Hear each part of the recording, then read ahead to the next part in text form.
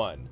Why hello and welcome back to another episode of Voice of the Rings, and this is another PvP quick guide to the commander Elrond of Rivendell. And again, I have Jethros with me here today, so we're going to talk about some cool builds with him, and we're going to start with the tree itself. And again, we're not going to go into every single possibility, but we're going to go into some of the best ones that Jethros has found. So for his main build, Jethros, there's an ideal setup of other commanders with him. Usually we don't say this with these videos, but it's important for Elrond. So I'll let Jethros take that away with what are the ideal commanders to have with him for this. Okay, so first thing is like Elrond is generally he's best as a troop buffing commander. And some of the best troop buffs in the game, by hands down, are Theoden's mounted unit buffs, and also including Éomer's mounted combat buff too. So basically, these two commanders allow Elrond to put out really great numbers himself, but you want to make sure that you're using bow knights with him, and then this build will be great. And the main reason for that is because I do recommend using the half-elven skill tree and maxing that out, because basically what that's going to do is give your men and elves plus 30 attack and plus 30 defense, plus another plus 3 to each of those from getting the skills maxed out. So it's a plus 33 attack and plus 33 defense, which is huge. But then add on top of that, maxing out his R5 is his Vilya's ring bearer, and this one for the first 4 rounds, if it applies correctly, it's going to give himself follow-up as a commander doing double hit, and also his formation. In addition, it has a chance to apply that to another formation on your team, so that would also work really great, where it could make Theoden's or Éomer's mounted units also do double hits for the first 4 rounds. And it's also nice because it does give initiative, which is a little bit of a bonus as well for that first round once it's maxed out. So, so that's basically going to allow him to do a lot of troop damage with his bow knights. Very cool. And and we're assuming that you're respect 5 on your commander, on your Elrond, because usually in PvP you always want to be at least respect 5, probably higher, with a commander you're using.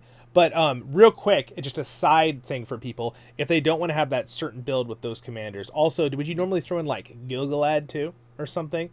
You could throw in any support that will help those types of units you have. Okay. So it could be Gil-galad, which is great, or it could be Gandalf the White, or even like Aragorn, King of Men, buffing men units would be pretty great. But we know that he's better as a damage dealer, so. Okay, cool.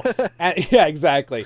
And usually you were telling me that how much damage can you usually get out of his squad with this build if you have really good gear? So when I was using him with Theoden, Éomer, Gandalf the White as my 3 plus him was 4, I was able to do over 100,000 damage from like on his own, and then Theoden and Éomer were doing around 60,000, maybe close to 70,000 from time to time, depending on which one he gives the follow-up buff to, if that worked successfully. And then the part of that was because Gandalf the White was applying debuffs and allowing them to hit a little harder. So overall, they were doing a little over 200,000 damage in the course of a fight, all combined, maybe almost 300,000 at some points. Wow. So and this is one of your main characters for this last season, so that's why. Yeah, I messed with him a lot, and cool. That's a fun build. So that would be the ideal one. And then just real fast until we're going to go into the next step of stats. But what if they don't have those other commanders and they just want to use him and he's respect 5? What would be just a generic build that you think would be good for when it comes to the trees? A really good overall build that works in it makes him decent in almost any formation is to do his R5 still, because that's a great buff. Like I said, that does buff his own ability, giving him follow-up when he's attacking, as well as applying it to himself and potentially an ally could be a nice little buff. So that will help anyone. And then Lord of Imaldris, this is the actual physical damage that he does. He has that 25% chance to hit 3 formations instead of 2. Okay. So this actually does a decent chunk of damage. His own damage is kind of low off base, But this is actually a stronger skill than many people realize. So Incursion. if you wanted to go for more of a physical damage dealer where he himself does damage, you could kind of go that route. Okay. And then that little extra follow-up that he gives troops is icing on the cake. Got it. If he does do that. Cool. Can you click on where it says the skill gains incursion? Yes. So incursion, by the way, is a new name for the rush skill. Oh, okay. They renamed it. So you with can 2.0? activate the skill immediately after battle begins. Got it. So that means he'll do that on round 1. So that also is because it's early damage. Things like the war cry buff, which I'll get into later, are really, really good with him. Cool. Awesome. Okay. All right. So there we go. That's what we do. So now, Jethros, what would be the ideal? What we've been doing in this series of these quick guides is whatever the best stats are, and then we try to use that order of best stats to kind of pick gear. Okay. So I'm going to flip over to the other camera here. Whoop. All right. We'll be on this side now. Haha. So don't look at my gear I have on right now because it's not ideal in slot. But what would be the best stats, Jethros, from the top best down? stats for Elrond for his first build, his troop buffing build, is command and unit attack. Okay. So not his own attack. Not his own attack. Unit attack, which would be on the item itself. Right. It's not usually shown on the commander, but like it would be on an item. So I would have like this, the item, unit attack. All right. So then, and that would be like that's the one with that your ideal build, right? Yeah, with the troop buffing knights build and the mounted unit build. Yeah. Okay. So pretty much command unit attack. That's what you're looking for. Yep. Pretty much. Hardcore, And then yep. What would be the real quick with the secondary? Like, would that change very much if you were doing like making more of like the generic build? It doesn't have to, because when he does his R5 skill, it'll apply to any type of troop that he has for himself. Okay. So you could still use command, still use unit attack, but he'll be able to do a lot more damage with his physical attack if you do, attack and damage on his items instead. Got it. Got it. All right. Well, then we'll go to the third thing. We'll go to items, and we're going to start with the first item. We'll start with the weapon. So keeping that in mind, what Jethros just said about the stat, things in order, with being command and then following up attack, what would be some of the ideal gold weapons? We'll start with that for him. I think ideal gold weapon for him is the gigantic hammer. 100%. It gives both the highest command possible on a weapon and the highest attack possible on a unit attack. So all right, so this is what you're looking for. It's definitely the best in slot. So if they maybe don't have this goal item, what are maybe like 2 other ones that would be ideal? Well, one thing you could do is you can do the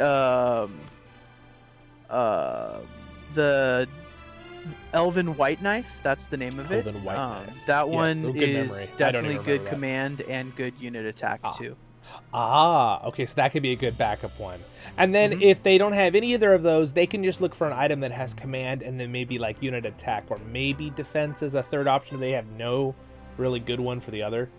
Yeah. Would that be something to think of? Okay. So that's that. And then we'll jump to purple weapons. Probably, I would just guess this one, right? Mirkwood Bow. Okay, Mirkwood Bow. That's what you're going to be looking for, and everyone can get that. Yeah, so I think we'll just stick with the Mirkwood Bow. All right, so now jumping to the chest piece. What would be maybe the ideal chest piece you would pick? The Ranger Shroud is the best. Wrong one. Ranger Shroud. There it is. Yep. So there's no way to get command on a chest piece. Yes. So this one gives the most unit attack. So that's what you're going to be the best in slot for unit attack. Or as a secondary option, perhaps you could do the Elven High Elf Hauberk. Yeah, that one. Oh, that one? Okay. Yeah, that one's good because it's not bad to have a mixture of defense so your units are more able to survive. Because we know how there's diminishing returns if you stack too much into one. So if your only piece that gives a lot of defensive is this one, then that can actually be a really good spread of stats for your units. All right, perfect. All right, and then is there a pretty simple purple one? I'm trying to think if you didn't even give. Yeah, so it's actually interestingly enough, it's the Goblin. The armor. Unit attack. Unit attack +5. That one. Or you could also do the Yeah, that one. The one with the that- furry. Oh, the furry shoulder. one. Hunter skin. Oh, wait. Yeah, so that's gonna give some unit defense there. Oh, and that got one's it. pretty good too. Okay. Actually, probably the evil chess piece there. Which, I'm sorry, I can't remember its No, name. no, how... Yep. that Superior one. Harbor. Unit. That one gives even more unit defense. Got it, that one's got it, better. got it. Yeah. All right, I remember cool. that one.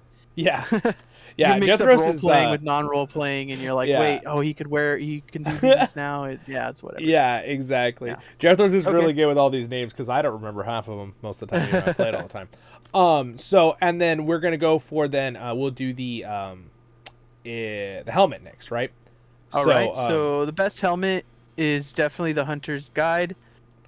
Jethros Max has told me command that. you can get on a helmet. Max unit attack that you Okay. can get on a helmet. Definitely.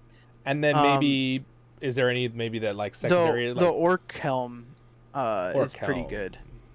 This one? Yep, War helm. That's the Got one. it. Yeah. Got it. Okay. So that gives 60 command and then 14 attack. So there's that one. All right. Well, there's ones you can aim for that, and then for the helmet, I don't remember which one of these.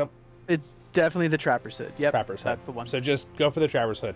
Yep. That we're not even gonna say another one. Just go. That one's so good for that. Mm-hmm. And then for the accessories, what do you think?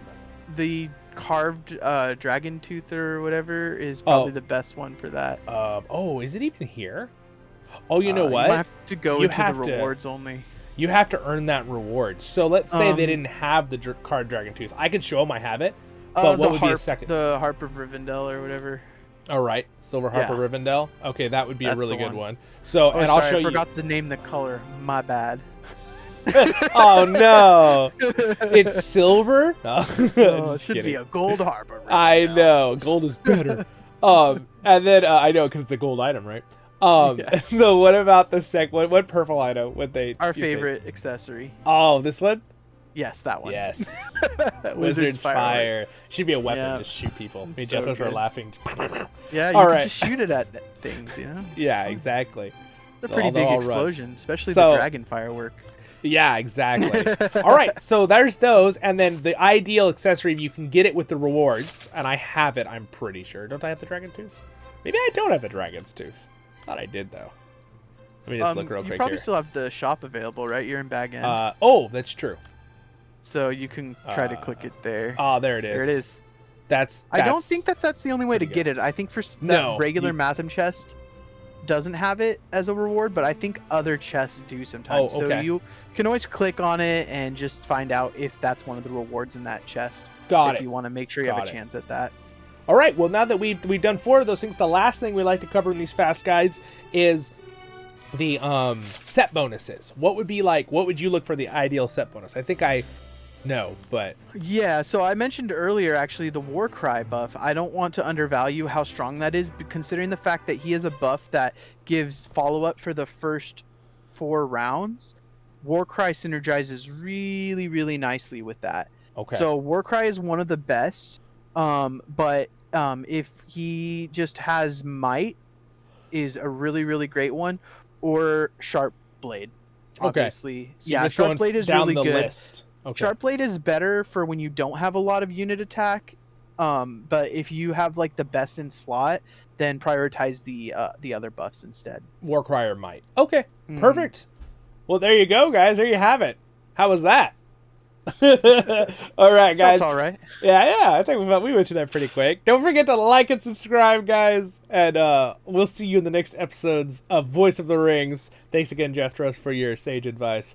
And here is our awesome thank you to my patrons for their support and you guys for watching and subscribing and liking. So we'll see you in the next episodes of Voice of the Rings in these quick guides for PvP commanders. And again, of course, you know, we're giving you the best build, but again, this game has a lot of options and sometimes you might not have the right item, so that's why we give you all that info as we go. So have a great and wonderful day in Middle Earth.